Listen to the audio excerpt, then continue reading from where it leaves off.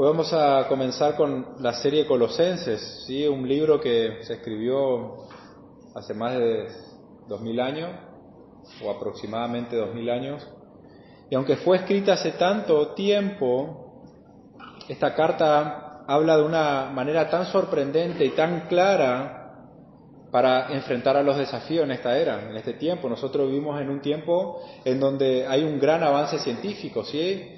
Escuchaba que el 95% de los científicos de toda la historia están en esta era, digamos. Estamos en una era científica, ¿sí? Y a pesar de todo el avance, hoy muchos cuestionan si el universo fue creado por Dios o está evolucionando o es una evolución, ¿sí? Pero Colosenses nos responde a estas preguntas y nos recuerda que Cristo es el creador y el sustentador del universo, ¿sí? Como lo vemos en Colosenses 1:16. Vivimos también en una época donde se busca, a través de negar la verdad, se trata de unificar distintas religiones, como el Islam, el cristianismo, eso se llama ecumenismo, ¿sí? Y surgen preguntas, ¿es verdad que todas las religiones son verdaderas? ¿Todas pueden llevarte a la salvación?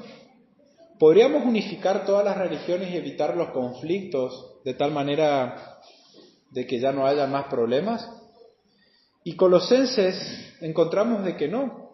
O sea, la verdadera unidad no se encuentra fuera de Cristo. O sea, solamente en Cristo nosotros podemos tener o encontrar la verdad, y no hay manera de que nosotros podamos unirnos fuera de la verdad. Él es la cabeza de la iglesia, ¿sí? Estas cosas las vamos a ir viendo en el desarrollo, pero sí vemos de que en Colosenses encontramos respuestas a estas dudas, ¿sí? No hay manera de unirnos fuera de Cristo. Vivimos en una época de rebelión contra la autoridad y en donde se fomenta el relativismo, ¿sí? Hoy nadie se quiere someter o parece algo donde se desacredita la autoridad, y hoy vivimos en una era, en un tiempo en donde se afirma de manera absoluta de que nadie puede afirmar que hay una verdad absoluta, ¿sí? Parece contradictorio.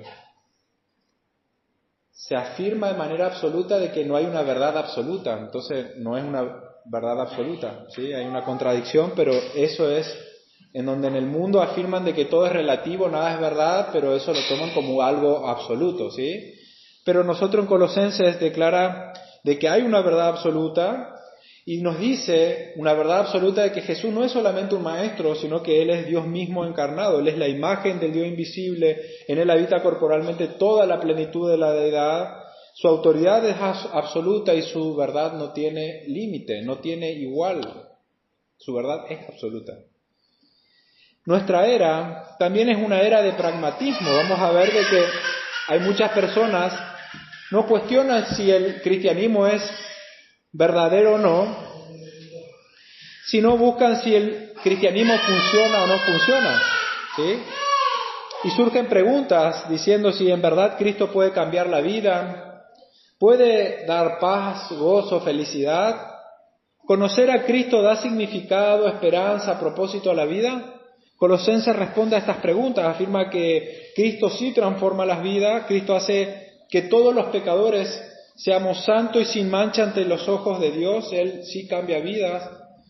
Cristo satisface todas nuestras necesidades para que nada nos falte, ¿sí? Nosotros estamos completos en Él, nos dice en Colosenses 2:10. Conocer a Cristo nos transforma de una manera tan radical que nuestra vida pasada está muerta, ¿sí? Colosenses 3:3, ¿sí? Hemos muerto y nuestra vida está escondida en Él.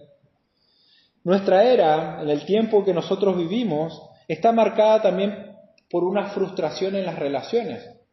Vamos a ver o darnos cuenta que a pesar de que las personas anhelan establecer relaciones significativas, la gran mayoría no logra tenerlo. Muchas personas no saben cómo relacionarse con su pareja, con sus hijos, con sus colegas de trabajo. Y Colosenses ofrece principios claros para relaciones saludables en el hogar, en el trabajo, ¿sí? Vemos en los capítulos 3 y 4. Y frente al temor del fin del mundo, ¿sí? Hoy escuchamos tantas cosas de cómo va a ser y qué es lo que va a pasar y si tal bomba y hay un peligro o un miedo, un temor globalizado, pero la palabra nos asegura en Colosenses que el futuro no va a terminar en un desastre, sino en la gloria de los que están en Cristo, ¿sí? Cristo se va a manifestar. Ahora, hay muchas preguntas que vamos a poder hacernos en este tiempo presente y las respuestas las vamos a encontrar en esta carta, y esto nos da testimonio de que la palabra de Dios es viva, ¿sí? No es un escrito antiguo, es una palabra viva y tiene hoy para respondernos como ha respondido a la iglesia a lo largo durante toda su historia. ¿Por quién fue escrita? Fue escrita por Pablo, ¿sí? Este es un breve contexto, no quiero detenerme mucho en los detalles del contexto, pero como vamos a iniciar la carta, quiero un pantallazo, ¿sí? Fue escrita por Pablo. ¿Quién fue Pablo? Pablo fue el último de los apóstoles, ¿sí? Él vio con sus propios ojos a Cristo resucitado. Él fue enseñado por Cristo personalmente, por eso, a pesar de que Cristo ya había resucitado, él fue como un abortivo, ¿sí? Por eso nosotros afirmamos de que hoy en día no existen apóstoles del Señor, porque Pablo fue como un abortivo, él fue el último. Hoy nadie vio con sus ojos a Cristo resucitado ni fue enseñado, pero Pablo sí, y Pablo recalca con autoridad apostólica que él está escribiendo esta palabra. Estas palabras que nosotros encontramos en Colosenses no son consejos de un hombre o de un buen hombre que desarrolló una buena vida. Estos no son consejos de un gran maestro. Estas palabras que nosotros encontramos en Colosenses es palabra de Dios. Por eso Pablo va a comenzar la carta diciendo Pablo apóstol del Señor.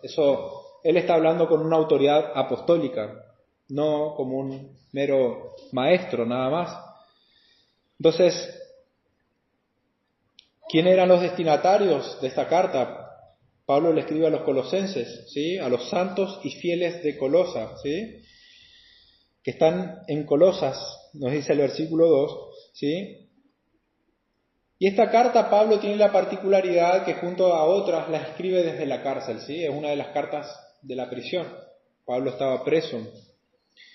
Y le escribe a una iglesia que no la conoce personalmente. En Efesios dejan claro de que él no pudo llegar a Colosas, ¿sí? No pudo llegar a verlos, no pudo llegar a visitarlos. Él personalmente no los conocía, aunque tampoco él plantó la iglesia en Colosas. La iglesia fue plantada por Epafras, un colaborador de Pablo, como vamos a leer. Y los motivos de la carta, antes de leer, quiero que esto nos quede en mente, de que había un montón de doctrinas en aquel entonces, un montón de filosofías mundanas, que surgen esas preguntas que hicimos al comienzo, que amenazaban a la iglesia en Colosas.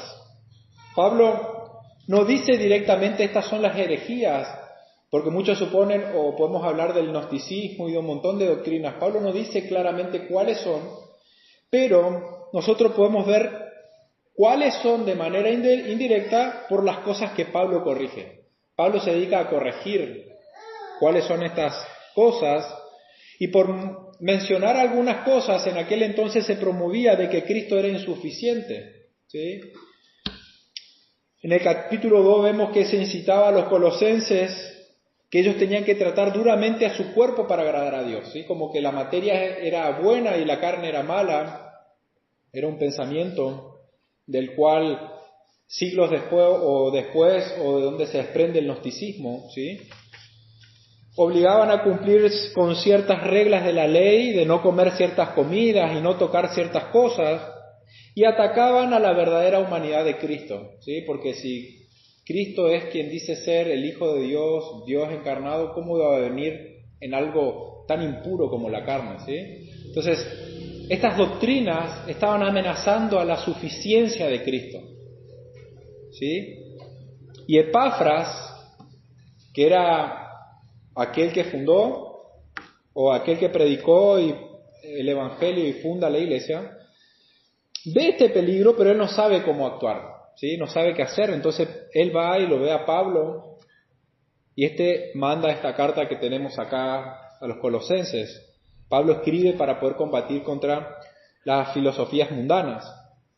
Y Pablo hace hincapié en la carta en la cristología y en la centralidad del Evangelio. Entonces, es sumamente relevante en el tiempo que nosotros vivimos, en donde se ha atacado tanto al Evangelio, se lo ha diluido tanto al Evangelio a tal punto de hacer creer que el Evangelio se reduce a lo que el hombre puede responder, a la decisión de cada uno, o es reducido el Evangelio a un conjunto de obras que el hombre tiene que hacer, pero en definitiva ataca a la suficiencia de Cristo. Entonces por eso es sumamente relevante aún hoy, porque el gran tema de Colosenses es la supremacía de Cristo sobre todo, la supremacía de Cristo, ¿sí? Juan se escribió para que creamos que Jesús es el Cristo, y acá está escribiendo la carta a los Colosenses para remarcar la supremacía. Cristo es supremo, ¿sí? Él es suficiente para todo, Él es suficiente para salvar, Él es suficiente para todas nuestras vidas. Y el mensaje de esta noche tiene por título la verdad del Evangelio, y con esto en mente quiero que me acompañen a Colosenses capítulo 1, versículo 1. Vamos a leer hasta el 8. Y hay partes que tuve que dejar por lo extenso, pero esta porción es sumamente rica, quiero que presten atención. Y voy a hacer énfasis en cosas y tener en mente esto, la verdad del Evangelio, ¿sí? Dice, esta es la salutación como en muchas de las cartas de Pablo, Pablo apóstol de Jesucristo por la voluntad de Dios, ¿sí? Está remarcando su autoridad apostólica, y el hermano Timoteo, los destinatarios, ¿sí? A los santos y fieles hermanos en Cristo que están en Colosas, gracia y paz sean a vosotros de Dios nuestro Padre y del Señor Jesucristo.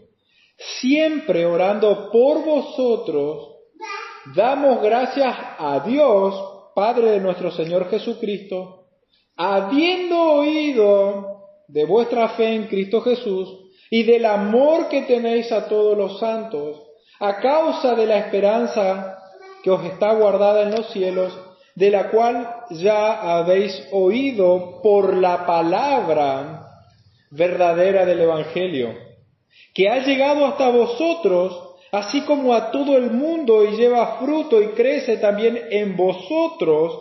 Fíjense la palabra de verdad, que lleva fruto y crece también en vosotros desde el día que oísteis la palabra verdadera del Evangelio, ¿sí? Desde el día que oíste y conociste la gracia de Dios en verdad, como lo habéis aprendido de Epafras, nuestro consiervo amado, que es un fiel ministro de Cristo para vosotros, quien también nos ha declarado vuestro amor en el Espíritu, ¿sí? Entonces la centralidad del mensaje la vemos en el versículo 5, pero está durante todos los pasajes hablando de la verdad del Evangelio, refiriéndose al Evangelio, ¿sí? Entonces, para poder entender la verdad del Evangelio, antes de poder avanzar y poder ver esto, tenemos que entender cuál es la mala noticia que viene a contrarrestar la verdad del Evangelio.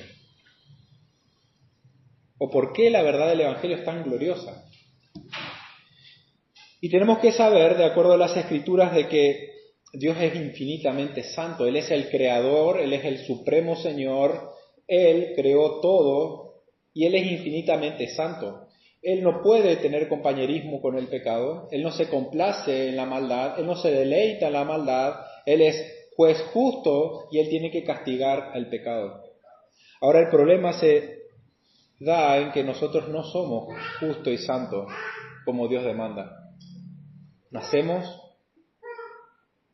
con una inclinación natural al pecado, pecamos diariamente, no podemos cumplir a la perfección. Ya, por un lado, rompimos la ley de Dios, y aunque nosotros de ahora en más digamos, Dios diga, yo te perdono, y de ahora en más vos dependés si rompes o no la ley, nadie de nosotros podría cumplir la ley de una manera perfecta como demanda Dios. Y en Santiago veíamos que el que quebranta en un punto la ley se hace culpable de todo. Entonces, hay un verdadero problema de que nosotros, aunque deseamos, aunque lloremos y aunque anhelemos, nosotros no podemos cumplir a la perfección la ley. Por eso es que no había esperanza para nosotros. Estábamos perdidos, quebramos la ley y no podemos obedecerla a la perfección. Y Dios no puede decir, bueno, yo he visto como Alejandro se esfuerza en tratar de hacer bien las cosas, entonces, bueno, perfecto, yo le dejo entrar al cielo y voy a dejar de lado mi justicia y no va a pasar nada. Dios no puede hacer eso, porque Él es justo. Dios tendría que negarse a sí mismo si haría eso. Entonces, somos culpables y muchas veces, como veníamos hablando jueves anteriores, muchas personas subestiman la justicia de Dios. Porque piensan de que hoy pueden vivir de una manera, ellos viven en rebeldía contra Dios y dicen a mí, yo vivo en una vida de rebeldía contra Dios y no me parece tan mal. Yo puedo disfrutar de una rica comida, puedo disfrutar de muchos placeres en la vida, puedo disfrutar de un montón de cosas, pero por la bondad de Dios dice que Él hace salir el sol sobre justos e injustos. El sol sale y sea justo o injusto, vos podés beneficiarte de los frutos del sol. Hace crecer, puedes multiplicar tus graneros, puedes tener una vida abundante, puedes disfrutar. Dios, por la bendita bondad de Dios, permite que puedas disfrutar la comida, que puedas disfrutar cuando tomas agua y tenés sed, un montón de cosas. Pero algún día eso se va a terminar. En este tiempo Dios retarda su juicio, pero en aquel día ya no va a haber más ninguna gota de misericordia y ahí va a ser el lloro y el crujir de dientes. Ya no habrá nada que calme. Ahí va a derramarse toda la ira de Dios que está lejos de nuestro alcance entender lo que será en toda su dimensión, pero con que solo Dios retarda, aparte de su bondad, ya va a ser un castigo infernal, apartarnos de Él que es la fuente de toda bondad. Y si nosotros nos detenemos solamente en las malas noticias, no habría esperanza para poder escapar de ese terrible juicio final. Todos algún día vamos a morir y vamos a encontrarnos frente al Señor si es que Él no viene antes. Pero en este sentido la Biblia sí nos da una esperanza y nos presenta el Evangelio de salvación del cual Pablo da muchas gracias acá en Colosenses, porque ese Evangelio dio fruto, ¿sí?, en ellos. El Evangelio es una palabra griega que significa buenas nuevas o buenas noticias. Era utilizada en las guerras cuando venía un mensaje de victoria, iba corriendo el mensajero que transmitía el Evangelio. ¿Sí? Hemos ganado. Ese es el mensaje. Pero en la Biblia ese mensaje de victoria es la victoria de Cristo sobre Satanás, sobre el pecado y sobre la muerte. 1 Corintios 15, del 1 al 4, si lo tienen un poquito para atrás, hay un resumen del contenido histórico del Evangelio, o del Evangelio en sí. Dice, 1 Corintios 15 dice, además os declaro, hermanos, el Evangelio que os he predicado, el cual también recibisteis, en el cual también perseveráis, por el cual asimismo, si retenéis la palabra que os he predicado, sois salvos, si no creíste en vano. Porque primeramente os he enseñado lo que asimismo recibí, que Cristo murió por nuestros pecados conforme a las Escrituras, y que fue sepultado y que resucitó al tercer día conforme a las Escrituras. Entonces, de manera resumida, acá en Corintios encontramos de una manera resumida que el Evangelio consiste en las buenas nuevas de la muerte de Jesucristo para el perdón de nuestros pecados y de su resurrección de los muertos para que los que crean en Él tengan vida, ¿sí? Él resucitó para poder declararnos justos, ¿sí? Y si entramos en más detalle, porque este mensaje es posible, tenemos que saber de que Cristo es el Verbo de Dios, Él es la sabiduría de Dios, que estaba con Dios y que era Dios, era la misma naturaleza que Dios, ¿sí? Que estaba con y que era Dios. Ese Verbo se hizo carne, es decir, tomó en sí una humanidad, Sin dejar de ser Dios, Él limitó el uso independiente de sus atributos, Él ocultó su gloria. Cuando lo veían, no lo veían como un Dios glorioso. Se hizo igual que nosotros para llevar la maldición de la ley. Él se sometió a todas las clemencias y todas las debilidades de los hombres, aunque Él no pecó, sin pecado. Nosotros rompimos la ley, el hombre pecó y el ser humano tiene que ser castigado. Por eso un ser humano tendría que ser, si iba a ser un sustituto, tenía que ser un ser humano. Pero, ¿por qué Cristo es especial o es diferente?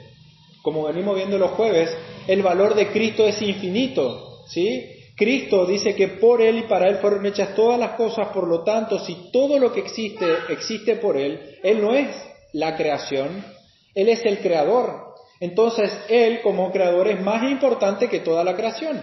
Entonces, si Cristo, el valor de su sacrificio es infinito. Si tenemos por este lado toda la creación y por este lado Cristo, ni se compara la creación con Él. Él es infinitamente más valioso. Él fue tentado en todo, Él se hizo como nosotros exteriormente, interiormente no podría ser tentado porque Él es perfecto. Él estuvo expuesto a todas las clemencias humanas y aún así Él vivió de una manera perfecta. Siendo perfecto, siendo eterno y de valor incalculable, Él es el sustituto perfecto. Él no pecó, Él es igual a nosotros, nos puede representar, Él es eterno y su valor no tiene límites. Entonces Él es el sacrificio perfecto. Solo Cristo, un ser eterno de valor incalculable, puede soportar un castigo eterno y mantenerse en pie. Él murió en lugar de pecadores siendo perfecto. Su valor no tiene límites, por eso por los que Él muera son salvos. En una cruz Él fue expuesto no solamente al maltrato físico, sino que Él estuvo a una carga espiritual, ¿sí? Él fue consciente en su alma de toda la ira de Dios sobre Él. Aunque Dios no puede morir, en la persona de Cristo Él gustó la muerte. Su cuerpo yació en la tumba, pero no vio corrupción. Él resucitó. Gloria a Dios. Pero él experimentó esa separación del amor de Dios. Él experimentó en su persona, sin que Dios pueda morir, sin que se rompa sin que Dios deje de ser Dios,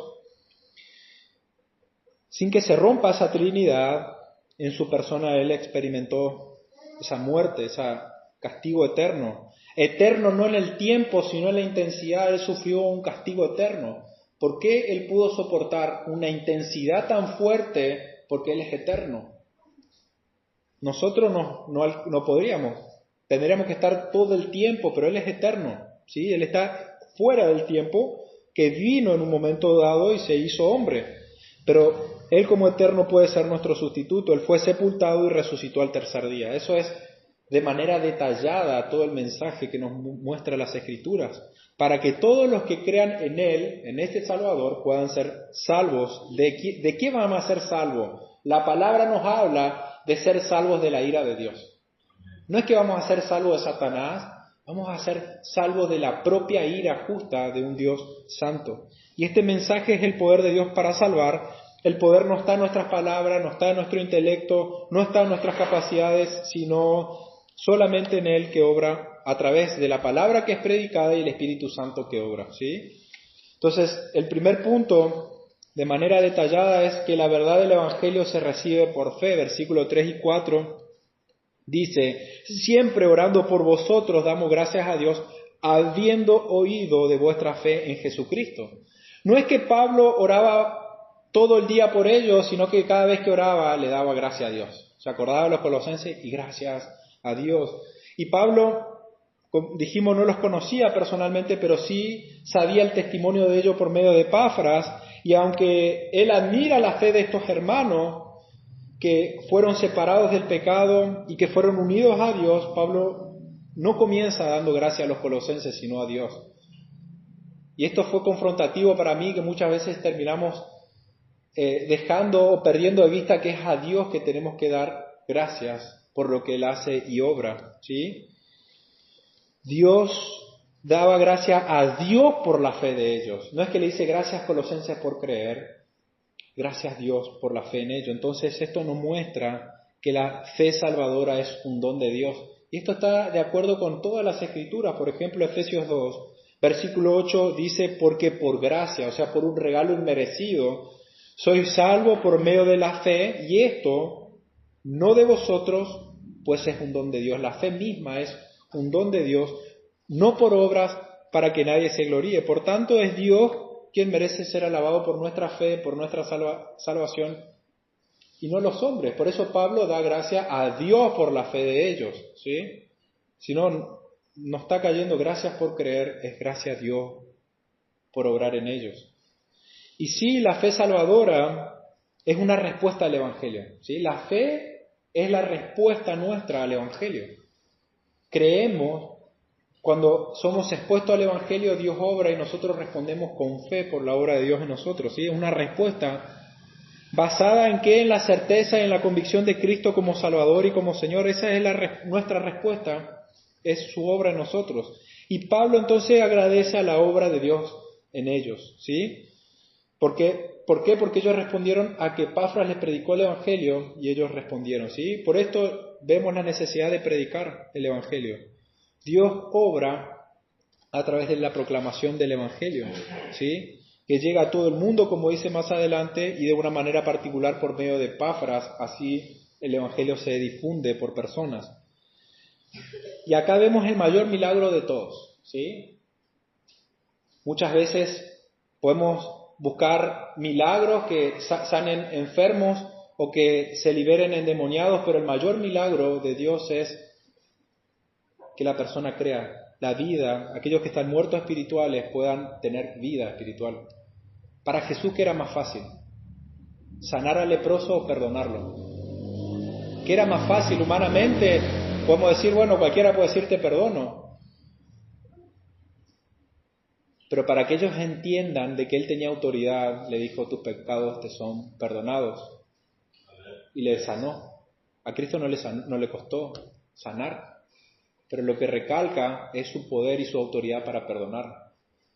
Cristo, el mayor milagro que podemos ser testigos es una vida transformada. Por eso Pablo está tan maravillado por el poder de Dios obrando en los colosenses, porque es lo más milagroso que podemos ver.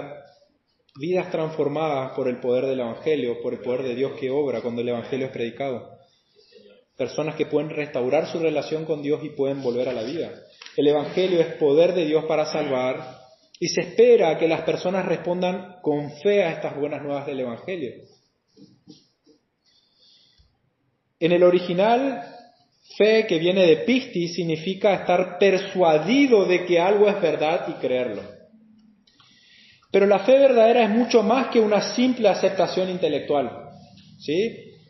Pues implica obediencia como resultado, ¿sí? En Santiago vemos el contraste entre la fe muerta y la fe viva. La fe muerta no produce obra, la fe viva sí. No es que es fe más obra, sino que la verdadera fe se hace evidente a través de obras. Pero si nos fijamos en Hebreos 11, 1 y 2 dice, está en condición con esto, y diciendo después la fe, la certeza de lo que se espera y la convicción de lo que no se ve. La convicción se hace evidente en cómo vivimos, ¿sí? Vos querés saber cuáles son las convicciones de tal persona, fíjate cómo vive, esa es su convicción. Porque por ella alcanzaron buen testimonio los antiguos, y ahí da todo el testimonio de las convicciones, de lo que por sus convicciones hicieron las personas. En hebreo, la fe tampoco es un salto ciego, ¿sí? Sino es una confianza fundamentada en las evidencias de las Escrituras y en la obra de Cristo. Esta confianza inicia con el arrepentimiento, pero no podemos limitarnos solamente en esto. El arrepentimiento viene de metanoia, que es meta después, noia entender, y significa una nueva vida, un cambio de mente, pero en las Escrituras habla que este cambio de mente es un cambio de dirección. O sea, nuestra mente cambia en entender que la dirección es otra, ¿sí? Es apartarnos y volvernos del pecado. ¿Sí? Estamos yendo en pos del pecado y ahora nuestra dirección cambia, vamos en contra del pecado. De manera más precisa, el arrepentimiento requiere repudiar nuestra vida vieja y volvernos a Dios. En 1 Tesalonicenses 1:9 dice, porque ellos mismos cuentan de nosotros la manera en que nos recibiste y cómo os convertiste de los ídolos a Dios para servir al Dios vivo y verdadero. ¿Sí? Estas personas que vemos que se le escribe a los tesalonicenses, hubo un verdadero arrepentimiento que los llevó a volverse a Dios, a apartarse de los ídolos, o sea, del pecado, y a servir a Dios. Hay 3 elementos fundamentales para que la fe, ese cambio, esa metanoia, ese cambio de mente sea verdadero. Volvernos a Dios, apartarnos del pecado y querer servir a Dios. Si no existen estas 3 cosas, el arrepentimiento, ese cambio de mente no es verdadero o no es resultado de una verdadera fe. Tu mente puede cambiar en ciertos aspectos, en ver ciertas verdades, pero el arrepentimiento no es verdadero si no pasan estas 3 cosas. Este cambio de dirección que habla las Escrituras, volvernos a Dios, apartarnos del pecado y querer servirlo. Ningún cambio de mente entonces podría considerar verdadero sin esto. Pero el arrepentimiento va más allá de sentir vergüenza o tristeza por el pecado, aunque siempre incluye un sentimiento de pesar. Es un cambio deliberado en la voluntad. O sea, nuestra voluntad cambia. Hay una decisión consciente de poder renunciar a la impiedad y poder comprometernos con la justicia. No es que vamos a ser perfectos, pero hay una voluntad de querer ir en contra del pecado y de obedecer a Dios. Entonces, la verdadera fe incluye arrepentimiento y obediencia. Pero toda fe, si no descansa, o sea, hablamos de la fe, pero esto es esencial, que es lo que Colosenses hace énfasis. Si la fe no descansa en el objeto verdadero, no sirve para nada. No tiene sentido. Todas las personas creen en algo, ¿sí? Y pueden a través de su vida demostrar muchas cosas. Hablamos del Islam, hablamos de otras religiones. Dentro del cristianismo hay muchas ramas, podemos hablar de catolicismo, podemos hablar de muchas otras. Pero si el objeto de la fe no es correcto, no es suficiente, ¿sí? Si tu fe no descansa por completo en la obra de Cristo, no sirve para nada. Si no tenés certeza y convicción en la suficiencia de la obra de Cristo, estás perdido. No hay perdón de tus pecados porque no estás descansando en el mediador, aún estás confiando en tus obras para ser salvo. Y Dios te va a juzgar de acuerdo a esa esperanza que tenés de que tus obras son demasiado buenas para alcanzar el perdón. Si tu fe no descansa en el objeto correcto que es Cristo, estás perdido. Solo la fe en Cristo es suficiente. Cristo es suficiente. Nuestra fe, al tener como objeto en Cristo, es tan segura como estar construida sobre algo sólido, ¿sí? Si nuestra fe está en Cristo, podemos descansar de que nada ni nadie nos va a apartar de su amor. En Él estamos completamente seguros. La verdadera fe te lleva no solamente a descansar en Cristo para la salvación, sino que te impulsa a desear o a tomar esa decisión de obedecer a Dios y sus leyes, ¿sí? Por lo tanto, examina tu fe, tus convicciones. ¿Te llevan a desear obedecer a Dios o es solamente algo intelectual? ¿Te gustan ciertas doctrinas y te maravillas por el entendimiento que tienes? ¿Dónde está tu paz? ¿Dónde descansa tu paz? ¿Dónde está la seguridad de tu salvación? ¿Están realmente en Cristo? ¿En lo que haces, en tu esfuerzo? Si hoy tendrías que partir, ¿dónde está tu seguridad? En tercer lugar, vemos que la verdad del Evangelio produce amor, ¿sí?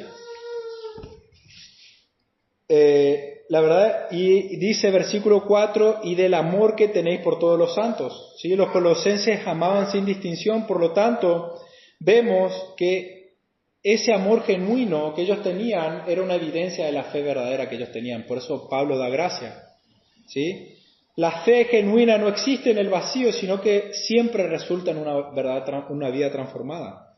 Y uno de los frutos visibles en una vida transformada es el amor, ¿sí? Primera Juan 3:14 dice, nosotros sabemos que hemos pasado de vida a muerte en que amamos a los hermanos, y el que no ama al hermano permanece en muerte. Juan 13, 34 mandamientos doy, que os améis unos a otros como yo os he amado, que también améis unos a otros. En esto conocerán todos que son mis discípulos, si tuvieres amor los unos por los otros. Entonces, esto no significa que vamos a tener la misma sentimientos por todos, pero también tenemos que entender de que el verdadero amor bíblico es mucho más que una emoción. Es más que una emoción, significa servir de una manera sacrificada, ¿sí? Ese es el verdadero amor. ¿Cómo se hace evidente el amor? Cuando sacrificas tiempo, cuando sacrificas recursos, cuando sacrificas comodidades por el bien de tu hermano, estás demostrando amor, ¿sí? Esa es una evidencia de una verdadera fe. Para servir al Señor vas a tener que sacrificar algo, una comodidad, algo vas a tener que sacrificar. Pero no puedes servir sin sacrificar, va a llevar un costo. No somos salvos por obras, pero se va a dar evidencias. Somos salvos solo por la fe, pero también somos salvos para amar, ¿sí? Dios nos salvó para que amemos. La fe salvadora es más que una convicción mental, es una vida transformada por Dios. Ahora, ¿es así tu fe?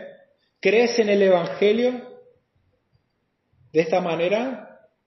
¿Creer en el Evangelio te ha llevado a amar y a sacrificarte por otros? La verdad del Evangelio permanece en la esperanza, dice, a causa de la esperanza que os está guardada en los cielos, de la cual ya habéis oído por la palabra verdadera del Evangelio, ¿sí? No podemos sacar la esperanza del creer, creemos y esperamos obtenerlos, ¿sí? Entonces, el punto es que el Evangelio nos da una seguridad en nuestra esperanza. Tenemos una esperanza segura porque no descansa en nosotros ni en nuestras obras, sino en Cristo, ¿sí? Uno de los resultados, decía un comentarista, de nuestra esperanza es el deseo de sacrificar lo presente en el altar del futuro, ¿sí?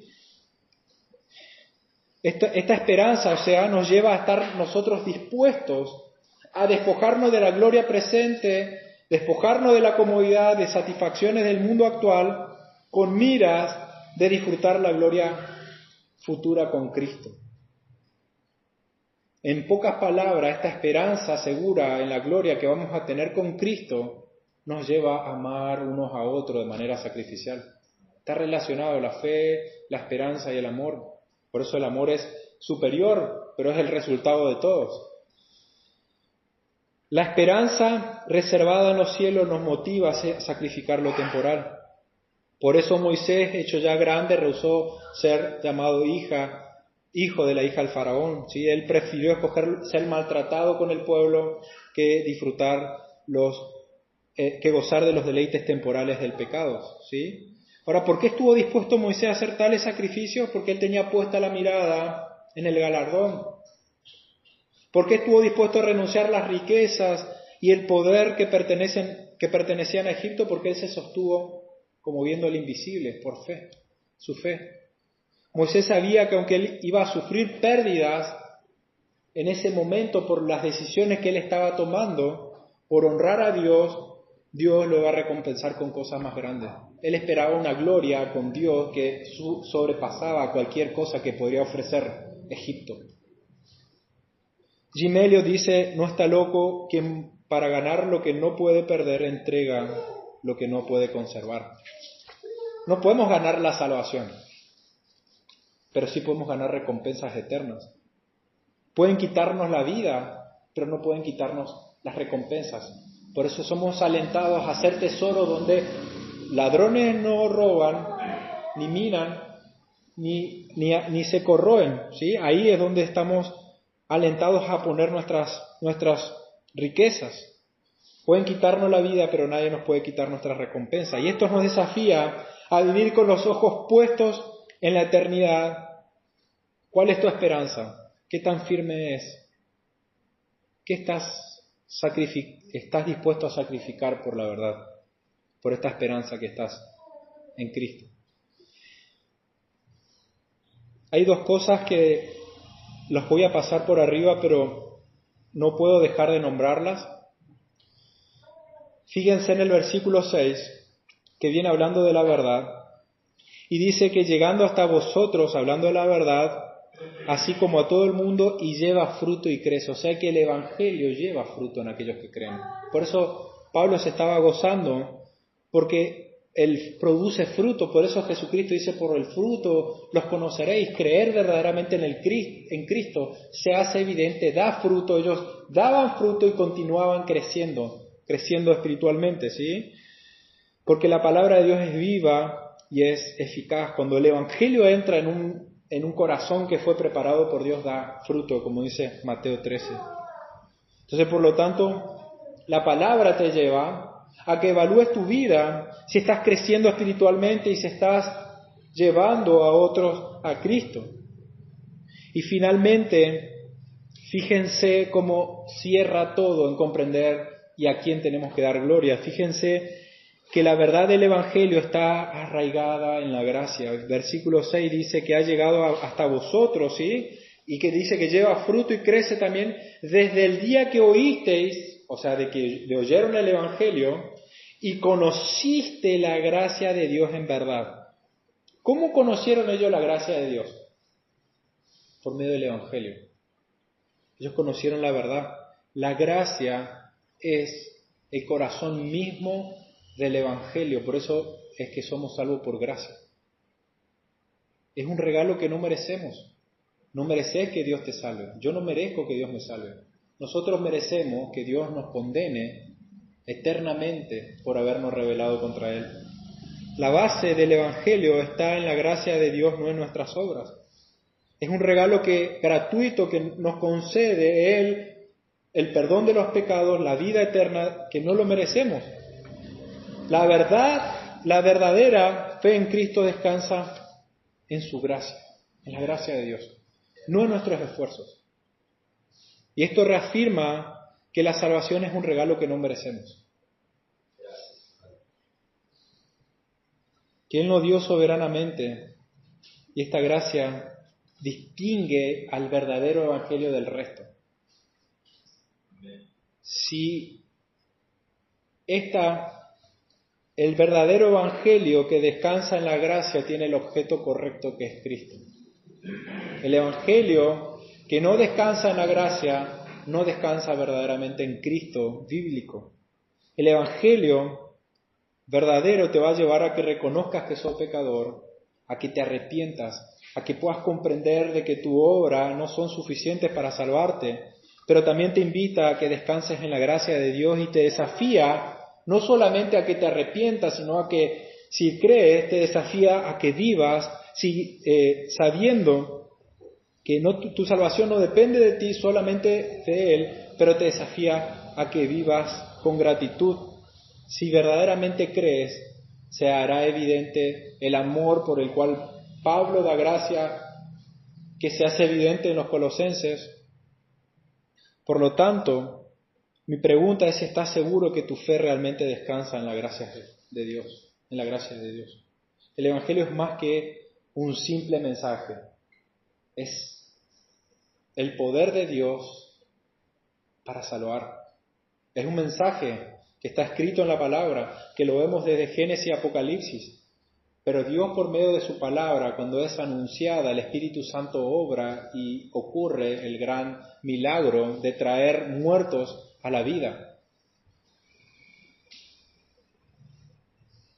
Entonces, hemos de dar gracias a Dios cuando somos testigos de personas que han sido llevadas del mundo de las tinieblas, del reino de las tinieblas, y trasladadas al reino de la luz. Debemos dar gracias a Dios cuando vemos y somos testigos de personas que han llevadas de la muerte a la vida, personas que pueden amar, si somos testigos de personas que aman a Dios y que tienen una esperanza firme, hemos de dar gracias a Dios porque es su obra.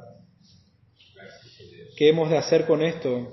Sino proclamar las buenas nuevas. No hemos de cansar, no sabemos cómo Dios obra, no podemos cerrar la mano de Dios.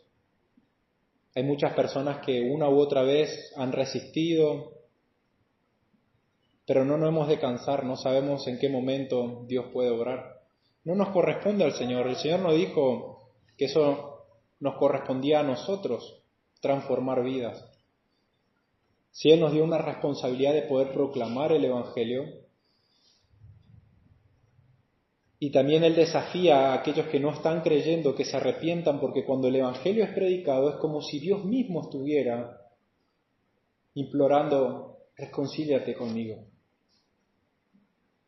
Por lo tanto, aquellas personas que escuchan el mensaje del perdón de Dios y aún así deciden rehusar y desechar y menospreciar la sangre de su Hijo al rechazar este mensaje tan glorioso, les espera una mayor condenación.